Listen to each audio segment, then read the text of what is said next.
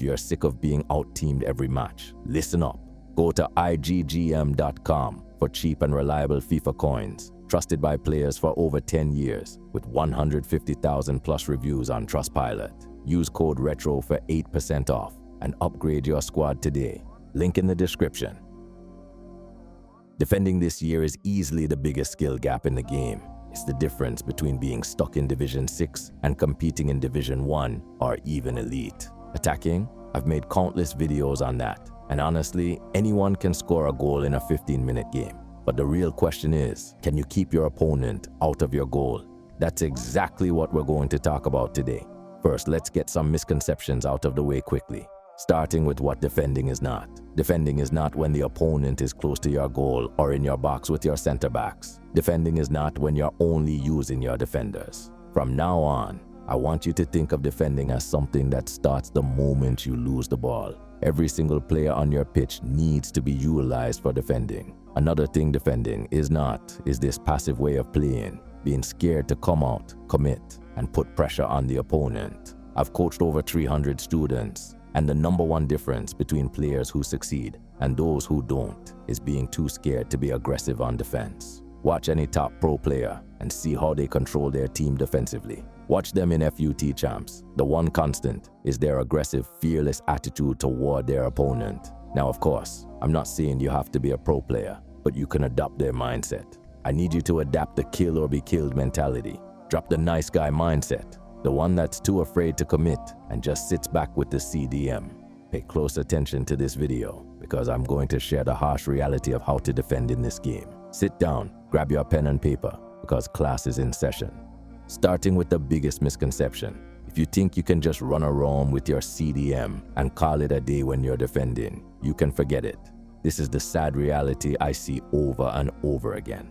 My students always say, "Coach, I'm not touching my center backs, but my opponent still scores." And every single time, I have to give them a reality check because you absolutely need to be controlling your center backs, dragging them into position, and staying alert. I don't know why, but this year center backs tend to act a little stupid. They'll randomly drift out of position without you doing a single thing. Like, look at this clip my student sent me. He didn't control his center back, and the defender just drifted toward the ball carrier, leaving a massive gap behind him that led straight to a goal. I told him, the moment you see your defender drifting, you have to switch to him instantly and pull him back into position. Now, this example might seem rare, but you get the point. Defenders will make small, subtle movements that lead to massive problems if you're not on top of them. 1 second of hesitation, and boom, you're punished. That's why the number one thing you need to start doing is using your center backs, not just sitting there babysitting your CDMS. So from this point forward, I want you to start thinking like a real defender. Be proactive, anticipate those moments, and don't worry, I'll show you exactly how to use your center backs properly in just a bit. CDMs and defending with them are absolutely crucial. I'm not saying they aren't, but what I'm trying to say is that there are moments when they drift too far up the pitch, and that's when you get caught on the counter. When that happens, don't panic. The key is to run backwards with your center backs and focus on covering any runs being made by the opponent. You want to do this because it gives you the space and time to track the runners that your opponent is triggering. And here's the golden rule: never, and I repeat, never move forward with your center backs on a counter attack. That's the easiest way to get exposed. What you want to do instead is drop back, delay the attack, and give your CDMS or CMS time to recover. Once they're back in position, that's when you switch to them and start applying pressure again. It's all about patience, timing, and discipline, not rushing in, but controlling the space and waiting for support to arrive. Let's look at this clip. This was for my 12th champs win, and it was against a really good player. The moment my opponent makes a pass that breaks through my midfield line, I immediately select my center back. Why? Because I need to be ready for a potential run. If in this situation I just kept running back with my CDM, my opponent would have triggered his striker, and that would have led to Isak getting in behind and scoring. Me switching to my center back sends a message to my opponent. Don't even think about it. Then once I see my CDMS have recovered and tracked back into position, I switch over to them right away to start cutting passing lanes and applying pressure. The reason I'm not using my center backs or touching them in that moment is simple. My opponent doesn't have anyone making a run. There's no immediate danger, and I'm not close to my box. But just a few seconds later, when my opponent approaches the space between my fullback and center back, I instantly switch to my center back and position him right in front of the attacker. I'm not overcomplicating it. I just place him in the lane, and the attacker runs straight into me. That's the key. You decide when to engage and when to delay. The faster you recognize danger and position your center back smartly, the less likely you are to concede cheap goals. That's the exact mistake my opponent makes here.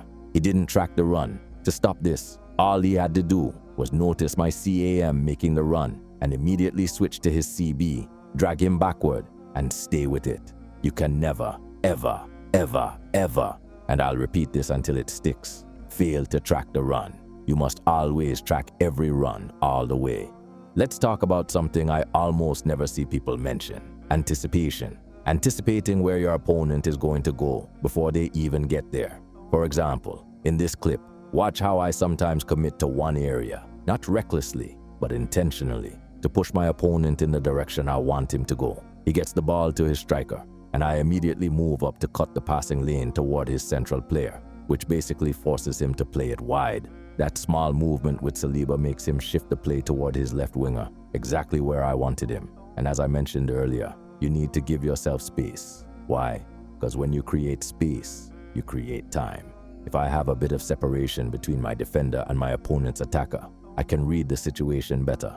I can track runs, adjust my positioning, and react to whatever he does next, calmly, not desperately. Also, we've got to talk about the elephant in the room: right stick switching. Let me say this clearly. If you want to be a top player, you must master right stick switching. This is one of the biggest separators between good players and elite defenders. I'll be posting a full detailed breakdown of how to master it inside my private Retro Academy community. So if you want to join and learn it properly, the link will be in the comments down below. That's also where you'll find the link to schedule a one-on-one session with me personally. I've helped players of all levels, from beginners to top tier, reach higher divisions. And I have no doubt I can help you too. So if you're serious about improving your defending, consider booking your session today. And when you're anticipating your opponent, right stick switching becomes absolutely crucial. Take this example. I go from Frankie to my left center back, then to my right center back, all while the game is trying to force me to switch to Koundé with L1. Pay close attention here. The reason I'm doing this is because I want my center backs to stay organized and in shape. I do this constantly. With right stick switching, I'm always reshuffling my back line, keeping them aligned and ready. Other players on the pitch can be slightly out of position. That's fine. But your center backs, they have to be perfect. There's a real threat from my opponent's forward, and I'm already anticipating that a through ball might come at any moment. This situation would have been impossible to manage using only L1 switching, because look, the game keeps forcing me to go to Koundé. But since I know how to right stick switch, I can instantly select the right defender and prepare for what's coming. Remember, the most dangerous players are always the ones in the center, because where's the goal? Right in the middle of the pitch. As you can see, we track his run first, then deal with the winger after. Notice how I maintain a bit of space and separation between my center back and his attacker. I don't want to get turned inside out by getting too close. That small gap gives me control and time to react. Once the opponent enters my box, I start to get tighter. But because of how unreliable jockeying can be this year, I often combine it with second man press using my other center back, just in case my primary defender gets beaten. That backup defender is there to clean up the mess. And in this clip, that's exactly what happens. We absorb the pressure, stay composed, and win the ball back.